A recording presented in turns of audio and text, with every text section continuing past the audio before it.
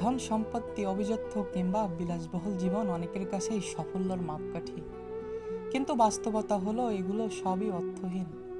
মনে যদি শান্তি না থাকে, মানসিক শান্তি মানুষের জীবনে এমন এক সম্পদ যা টাকা দিয়েও কেনা যায় না, আবার কারো কাছ থেকেও ধার করেও নেওয়া যায় না।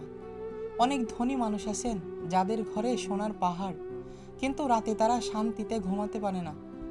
আবার এমনও সাধারণ মানুষ আছেন যাদের আয় সীমিত, তবুও তাদের মুখে হাসি ও মনে প্রশান্তি আছে। কারণ মানসিক শান্তি আসে সুস্থ সম্পর্ক ও সৎ জীবন, সঠিক সিদ্ধান্ত নিজের গ্রহণ করা ক্ষমতা থেকে। অতএব জীবনের প্রকৃত সাফল্য হলো ধন সম্পত্তি নয়, বরং এমন এক মনের অবস্থান অর্জন করা যেখানে নেই হিংসা, ভয় বা অশান্তি, আছে কেবল তৃপ্তি আর প্রশান্তি।